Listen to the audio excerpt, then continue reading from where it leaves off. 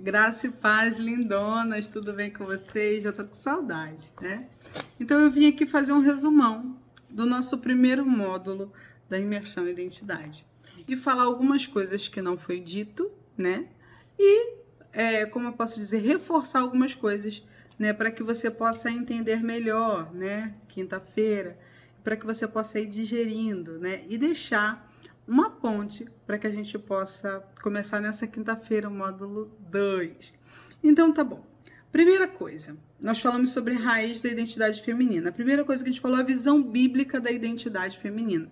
Qual é a visão bíblica que a gente traz? É que nós, a nossa identidade, a nossa existência, o motivo de nós vivermos, estarmos aqui, o motivo da Lívia existir, é porque antes de tudo, antes da fundação do mundo, como está escrito lá em Efésios 1:4, Deus, né, já tinha me elegido nele, né? E a questão da eleição, Deus me escolheu nele para que eu possa, né, estar aqui nesse lugar. Então a minha identidade, ela vai muito além do que simplesmente o dia em que eu nasci, simplesmente do que o local que eu nasci, quem são meus pais.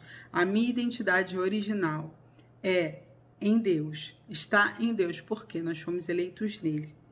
E aí, se fomos eleitos nele, se ele decidiu nos escolher, e lá, como eu disse em Gênesis, vai dizer, façamos, e Deus colocou a mão em nós e colocou em nós toda a sua essência. E aí, quando a gente vai lá para o livro de Gálatas, a gente vai observar os frutos do Espírito. E os frutos do Espírito é o quê? Amor, alegria, paz, longanimidade, benignidade, bondade, fidelidade, mansidão, domínio próprio. Isso é o fruto do Espírito. Isso é tudo que nós, como eleitos nele, temos por essência. Então, é mentira quando alguém diz que eu não tenho domínio próprio. É mentira quando alguém diz, eu não sei amar todo mundo. É mentira quando alguém diz, eu não sou uma pessoa que estou alegre todo dia. Por quê? Porque se fomos eleitos nele, e se ele colocou as mãos para nos fazer, e ele nos nutriu da sua própria natureza, significa que todos esses frutos estão em nós. Eu costumo dizer que a gente não precisa produzir, né? A gente não precisa buscar esses frutos, a gente precisa ativar esses frutos, porque eles estão em nós. Porque se nós viemos dele, significa que nós temos tudo isso. Assim, então a gente precisa ativar o que está em nós. E aí a nossa identidade começa nisso, começa em sabermos que fomos eleitos nele e antes da fundação do mundo, né? Antes de que qualquer coisa que existisse, nós já existíamos nele. Porque ele vai nos revelar isso quando ele fala com Jeremias. Quando ele fala com Jeremias, o que ele diz a Jeremias? Jeremias, antes de você nascer, antes de você estar no ventre da sua mãe, eu já tinha te colocado como profeta das nações. Eu já tinha te posto, eu já tinha te dado um título, eu já tinha te dado um nome. Qual era o nome de Jeremias? Lá no centro do coração de Deus, lá, né, no meio dele, né, da onde ele tirou Jeremias. O nome de Jeremias era profeta. Quem deu o nome Jeremias foi sua mãe e seu pai. Mas o nome que Deus deu a Jeremias foi profeta, né? O profeta Jeremias. Por quê? Porque Jeremias entende que ali é o propósito de vida dele, foi o motivo pelo qual ele foi, né, feito. Porque aí a gente pensa, Lívia, mas como assim? Isso significa que pessoas que foram geradas de forma acidental, pessoas que no decorrer do caminho o pai e a mãe pensaram em aborto, pessoas que depois de nascer foram rejeitadas pelos seus pais, pessoas que foram abandonadas, mulheres que não tiveram a sua família sanguínea, né, que possa sentir alguma coisa assim, é porque eu existo. A minha vida é tão complicada, tão difícil. Eu quero dizer uma coisa para você. Você existe porque antes da fundação do mundo, Deus te elegeu nele. Então você não é um erro, você não foi um acidente, você não é fruto de uma camisinha furada, você não é fruto de qualquer coisa que o inferno possa ter dito. Você é fruto que Deus plantou no ventre de uma pessoa. Porque Deus poderia sim. E aí quando a gente fala de Deus, a gente fala assim, Deus poderia sim não deixar uma mulher gerar, uma mulher que não deseja ter filho gerar, não poderia? Mas se ele permitiu, ele tem propósitos que talvez demore um pouco de tempo para a gente descobrir. Mas eu quero que uma coisa você tenha certeza, você não está nessa terra, você não está inserida nos lugares que você está inserido por um acaso, né? E nada nessa vida é acaso, tudo é propósito, porque Deus tem o controle de tudo, Ele nunca perdeu o controle, como diz aquela canção, não. Eu não perdi o controle, não, não. Ele não perdeu o controle. Então, essa é a primeira parte, de entender que antes da fundação do mundo, antes da nossa existência, aqui na Terra nós já existíamos em Deus. E toda a nossa natureza, a natureza original que Deus nos deu, ela tem alegria, ela tem amor, alegria, paz, longanimidade, benignidade, bondade, fidelidade, mansidão e domínio próprio. Então a sua identidade está atrelada a quem? A Deus. E aí quando a gente passa aqui, segundo ponto, o 1.2, a gente vai falar sobre a singularidade da mulher. Uma mulher singular. Eu vou ler aqui o texto porque eu não li na aula, porque não deu tempo, mas eu vou ler aqui, diz assim. Ser única é reconhecer e valorizar a própria individualidade em meio a um mundo que muitas vezes tenta padronizar. Essa singularidade se manifesta em características pessoais, experiências, visões de vida que nos distinguem uns dos outros. Aceitar-se como única implica um profundo autoconhecimento e coragem de abraçar o que nos torna diferentes. A singularidade nos permite trazer perspectivas originais e contribuições valiosas a grupos e comunidades. Então, a singularidade é aquilo que você é diferente de todos. E isso implica em sermos únicas em tudo. É estranho dizer, mas é. A gente é única até mesmo no nosso jeito rude de falar. A gente é único até nos nossos problemas, na nossa forma de reagir a problemas. Nós começamos a nossa aula na quinta-feira passada fazendo uma dinâmica onde eu mostrava ali que que por mais que nós passássemos pelos mesmos traumas, nós tínhamos reações diferentes, né?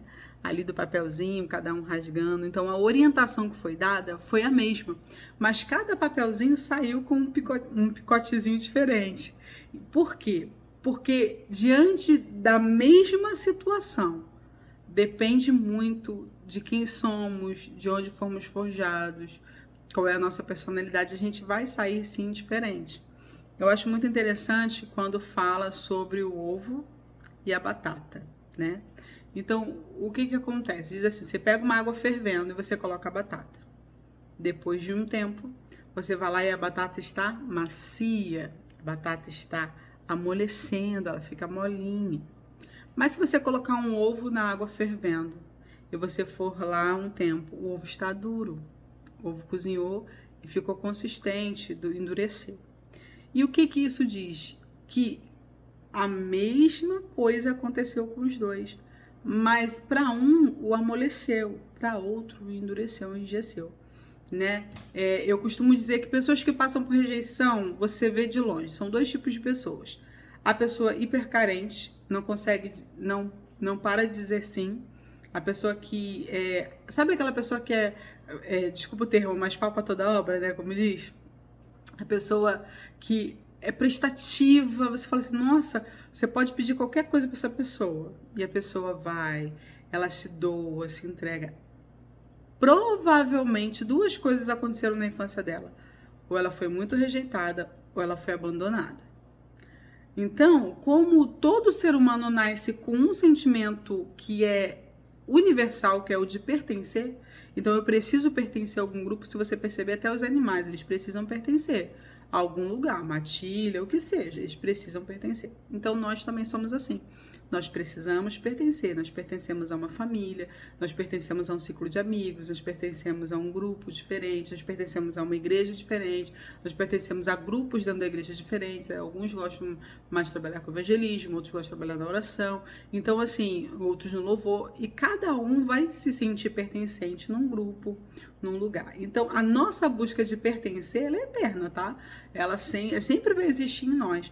Porém, pessoas que foram rejeitadas e abandonadas têm a tendência a ficar com medo do abandono ou medo da rejeição. Então, por isso se eu disser não, essa pessoa vai me abandonar porque eu discordei dela. Se eu disser não, essa pessoa vai me rejeitar porque eu não fiz o que ela quis. Então, a gente segue esse ciclo, né? Pessoas que acabam sendo assim. E outras pessoas que vão ter essa mesma... passar pelo mesmo trauma de rejeição, pelo mesmo trauma de abandono, elas serão pessoas assim, vai embora logo. São pessoas que elas expelem antes de serem expelidas. Então, elas têm a sensação assim, para eu não sentir a rejeição novamente, eu vou rejeitar primeiro. Para eu não ser abandonada, eu vou abandonar primeiro. Então, são pessoas que não criam vínculos, são pessoas que têm dificuldades em relacionamento, são pessoas que têm dificuldades ali em estar junto. Por quê? Porque se eu fui abandonado, se sentir alguma situação e se achar por algum acaso que vai ser abandonado, abandona primeiro. Se achar por algum acaso que vai ser rejeitado, rejeita primeiro.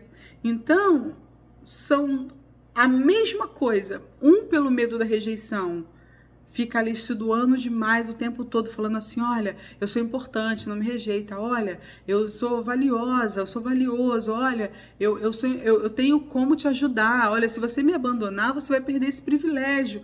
A gente fica, né, a pessoa que tem essa tendência, ela fica o tempo todo meio que na prateleira, fazendo propaganda do quão importante ela é para que você não a rejeite.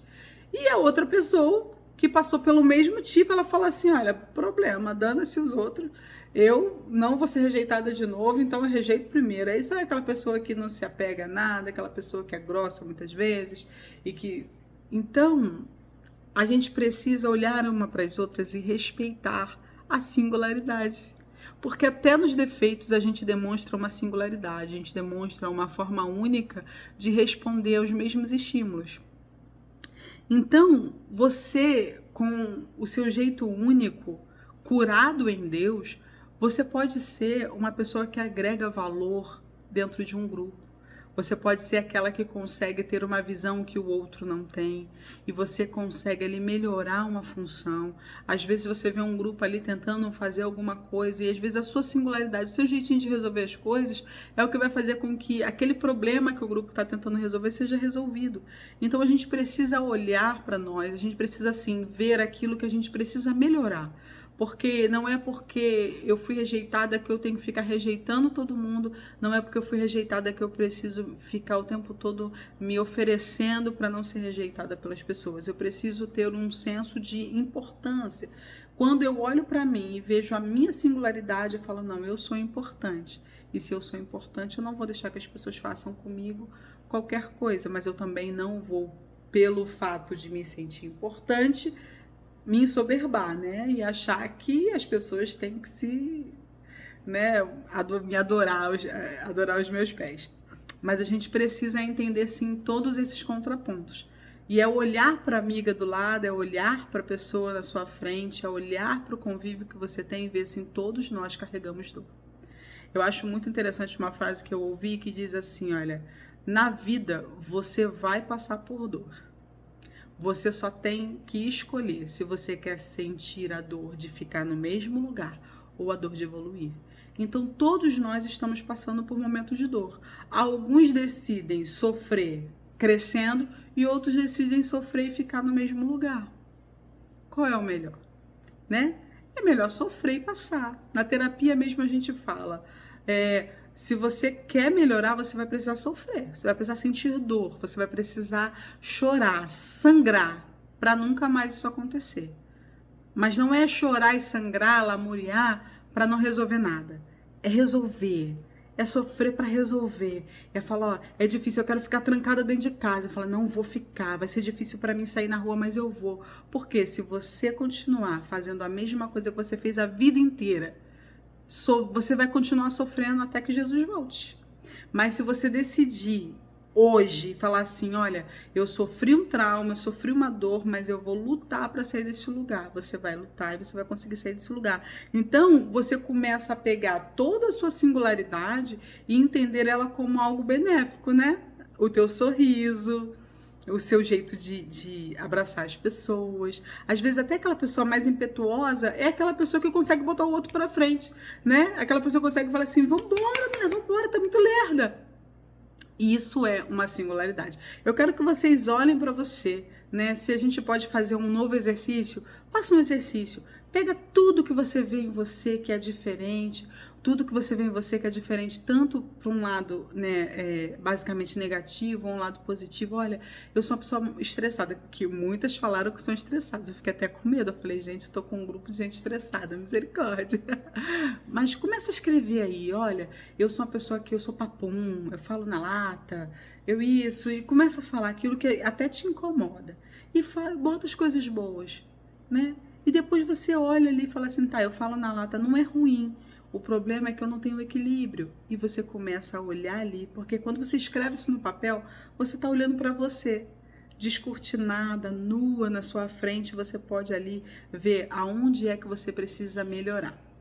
E aí a gente vai falar sobre heranças familiares e formação de identidade feminina. A gente vai falar sobre legado, a gente vai falar ali sobre influência sistêmica. Então, aqui quando fala dos padrões familiares, ele fala assim, os padrões familiares se referem aos comportamentos, crenças, valores, atitudes que são transmitidos de uma geração para outra. Então, tudo que você viveu com seus pais, com seus avós, com seus tios, primos, com amigos dos seus pais, com mães de coleguinhas, são pessoas que influenciaram na sua vida. Eu fui criado pela minha mãe, pela minha avó, mas teve uma pessoa muito interessante que influenciou muito na minha vida, e ela não era nem assim amiga amicíssima da minha mãe, ela era mãe de uma amiga minha, e nós estudávamos na mesma escola. E ela sempre foi aquela pessoa assim que gostava muito de ajudar todo mundo. Então era ela que levava aquela criançada toda para a escola e ela trazia, né, de forma gratuita. Então ela pegava a gente sem carro, sem nada, levava as crianças tudo para a escola. Vinha aquela galera, acho que eram umas 10 crianças, eu não sei. E eu lembro que em períodos de chuva, ela ia buscar a gente com água na cintura e ela falava, agarra, que segura com força, vamos embora. E ela entrava com a gente no meio daquela água para poder levar a gente para casa e conseguir levar todo mundo em segurança. Ela foi uma influência muito grande na minha vida. Ela faz parte da minha história, mas ela não faz parte da minha família, ela faz parte do meu sistema. E aí eu vou explicar para você o que é sistema que não deu tempo de explicar na aula passada. Mas falando sobre os padrões familiares, então todo mundo da sua família, do seu convívio, muito importante, eles te influenciaram. Uma fala, um jeito de pensar, crenças que te limitam. Às vezes, por você ver os seus tios sempre ali, para você ter uma noção, né? Geralmente vem aquelas heranças, eu vou falar algo ruim, mas algo que acho que é mais fácil de vocês enxergarem. Às vezes tem ali o pai era alcoólatra, os tios eram alcoólatras, né? Aí vem assim, aí quando você vai ver, os primos são alcoólatras e você se torna alcoólatra. Por quê? Porque vem de uma carga geracional de crenças e valores. Então, assim, como você cresce naquele ambiente, você cresce acreditando que aquilo ali é normal. Quando eu falo alcoólatra, eu não estou falando daquele que cai na rua, não. Estou falando daquelas pessoas que bebem muito, entram em confusão, enfim. Fora esse alcoólatra mesmo, o alcoolismo. Então, assim, todo mundo da família vai passando de geração em geração. Como vai passando de geração em geração outras coisas. Comportamentos. Mãe engravidou aos 15, a filha vai engravidar aos 15, a filha da filha vai engravidar aos 15. São padrões que vêm o quê? De herança genética, vem de herança familiar, vem de legado geracional. As suas gerações, né? Então, a Bíblia ela já falava sobre isso. Mas ela diz assim que a maldição vai ser tocada até a 4ª geração, mas as bênçãos serão tocadas até a 1000ª geração. O que eu falo para minhas clientes é o seguinte: pega essa bênção até a 1000ª geração, porque ela também chegou em você, né? Não abraça a maldição, abraça a bênção. A maldição você diz assim: Senhor, eu rejeito, eu peço perdão pelos meus antepassados, eu peço perdão, eu me reconcilio contigo. Você faz qualquer coisa e fala: eu não quero viver isso, mas as bênçãos você diz: Senhor, eu quero as bênçãos. A minha bisavó, ela era muito abençoada, ela era próspera, tudo que ela botava a mão, ela fazia, e essa bênção eu sei que ela pode chegar até mim. Então isso é entender a sua história, entender de onde você veio, que isso vai mostrar para você qual é a sua identidade. Às vezes você tá aí quebrando, você tá aí quebrando cabeça, você tá aí batendo cabeça, você tá aí assim, ai, minha vida não anda para frente. Às vezes lá na sua geração lá atrás tem uma bênção liberada, geracional, uma bênção geracional liberada, e você não consegue alcançar. Por quê? Uma maldição que apareceu no meio do caminho apaga, né, esconde essa bênção que você pode ter acesso. Sabe uma coisa interessante? Os judeus, eles creem muito na questão dos antepassados. Eles respeitam muito, né? Porque, tanto que ele fala, o Deus dos meus pais, né? Ele fala assim, eu sirvo ao Deus dos meus pais, eu sirvo ao Deus dos meus antepassados. Por quê? Eles entendem que eles trazem um legado. E você vai ver, raramente, você vai encontrar um judeu que não é próspero.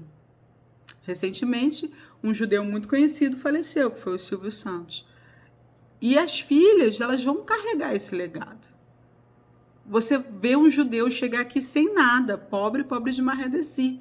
E daqui a pouco você vê que essa pessoa, por conta da sua cultura, por conta desse entendimento, por conta dessa consciência curada, ela sabe assim, não, eu tenho acesso à bênção dos meus antepassados. Porque se os meus antepassados prosperaram, e aí você vai dizer assim para mim, Lívia, mas a minha avó era pobre, o meu bisavô era pobre. Eu falei, mas talvez o teu tatara era rico, não sei de onde você veio. Qual é a sua linhagem? Você não sabe? Mas em algum momento.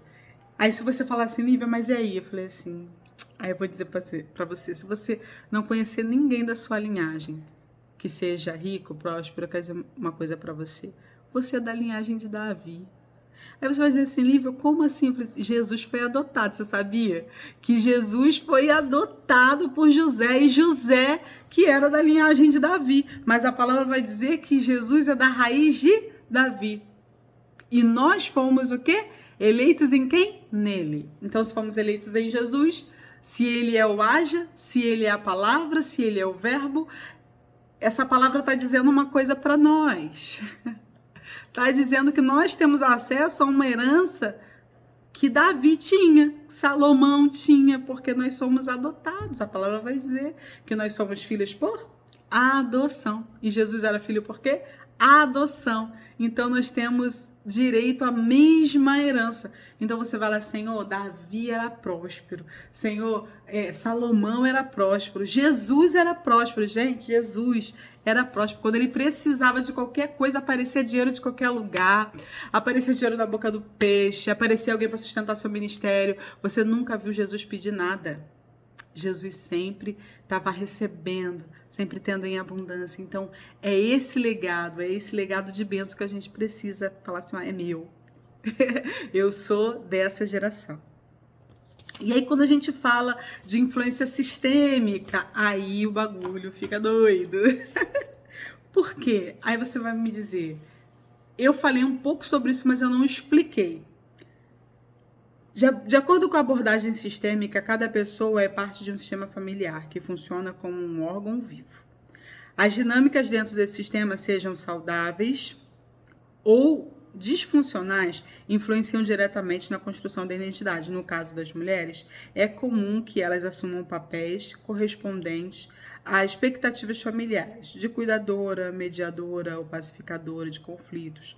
Quando os papéis são passados de uma geração para outra, muitas mulheres podem sentir-se presas a uma identidade que não reflete a sua identidade, né, verdadeira, os seus desejos e potenciais. Além disso, gente, a influência sistêmica, ela é sempre mexida. Por quê? Toda pessoa... uma coisa que eu não disse para vocês, eu vou dizer agora. O sistema não aceita a exclusão. Ele não aceita que você exclua alguém. Desde o momento que essa pessoa entrou na sua vida, ela tem influência, ela tá ali. E ela não vai poder sair. Então, são pessoas que estão ali. Então, como é que você vai? Elas vão estar incluídas no perdão, vão estar incluídas na graça, vão estar incluídas na gratidão. Em algum momento, se ela tem, em algum aspecto, ela precisa e ela vai estar incluída na sua vida. Então, aí entram aquelas pessoas que eu falei, ó, uma mulher que influenciou na sua vida, uma tia, né? Como eu falei aqui no início, a minha vizinha que me levava para a escola, ela teve um papel de influência muito grande na minha vida. Então, ela está incluída no meu sistema, ela faz parte, porque, em parte, ela me influenciou a ser quem eu sou hoje. Porque nós somos um compilado de tudo que a gente já viveu. Então, a Denise, ela me influenciou. Eu via ela ali carregando todo mundo, eu falava, nossa, que lindo. Eu achava aquilo incrível, ela não era nada minha e ela estava ali por mim. Então, ela me influenciou. Então, a minha madrasta, a esposa do meu pai, ela está inclusa na minha família, ela é minha madrasta. Eu preciso respeitá-la e honrá-la porque ela faz parte do meu sistema. E se ela faz parte do meu sistema, ela me influencia de alguma forma. E aí vem as minhas irmãs por parte de pai, meu irmão por parte de mãe, mas na realidade são todos irmãos, tudo num lugar só. Sistema não aceita exclusão, então eles são meus irmãos. Eu tenho uma mãe, uma madrasta, eu tenho um pai, eu tenho avós. E aí, dessa madrasta, eu tenho a família dela, que de certa forma entra e influencia na minha vivência. Lívia, isso é muito complexo, sempre será complexo. Sempre será complexo. Por quê? Porque você precisa incluir. Então, quando você olha esse sistema familiar, você está olhando para todo mundo que já passou na sua vida. Tá bom? E aí, como é que a gente rompe com os padrões? Foi um dos exercícios que eu fiz. A gente precisa olhar para isso e a gente precisa fazer o caminho, né, reverso, a gente precisa fazer o caminho contrário a isso. Né? Identificar e reconhecer esse padrão é o primeiro passo da transformação. Se você fez a sua árvore genealógica das mulheres influentes da sua vida, das mulheres que passaram por você, até patrões, tá? Tem patrões que são muito influentes na sua vida. Eu tive uma encarregada que ela foi uma influência gigantesca. Ela conseguia enxergar em mim o que eu não enxergava. Então, assim, depois de um tempo, ela me ligava e falava, minha filha, você tem muito mais capacidade do que você vê. Então, assim, ela conseguiu mexer em mim algo que eu não conseguia enxergar. E ela botou em mim uma força que eu não tinha, né? Hoje ela tá no seio do Senhor, ela tá com o Senhor, né? Mas ela teve muita influência na minha vida. Então, quando você enxerga, você consegue resolver. A primeira coisa que a gente tem que fazer quando a gente vê um problema, a gente fala assim, te enxerguei. Né? Nas palestras de libertação, essas coisas, geralmente fala assim, olha, sai daí porque eu te vi. Porque vê denuncia, né? Então, assim, quando a gente fala de libertação, quando a gente vê um demônio, quando a gente tem a visão de alguma coisa, quando a gente tem a visão de algo que não é de Deus, a gente entende que existe uma influência maligna, a gente fala assim, te vi, sai daí em nome de Jesus. Você não vai agir nessa área da minha vida, né? Enxerguei você está trazendo discórdia, te repreendo. Por quê? Porque eu vi. Se eu vejo, eu tenho autoridade para fazer alguma coisa. Então, quando você faz, né, essa linha aí, entendendo e vendo, percebendo. E uma coisa muito interessante de você fazer é você fazer essa lista com calma novamente, se você puder fazer antes da gente chegar lá na nossa próxima aula, você fazer essa lista, você respirar fundo, deixar essa lista assim, faz num papel grande, assim, escreve tudo direitinho, e você olhar para ali, você respirar fundo, e você vai dizer assim, alma, eu quero ver a pessoa que mais me influencia. Por quê? Porque a partir dela você consegue resolver muitas coisas na sua vida. E aí você vai olhar para aquele papel e você vai ter um sentimento ao ler os nomes. O nome que mexer muito contigo quando você lê, um nome sabe, a minha mãe sempre foi uma influência muito grande na minha vida. Então, quando eu a minha mãe e minha avó, minha avózinha que morreu, né? As duas vós morreram.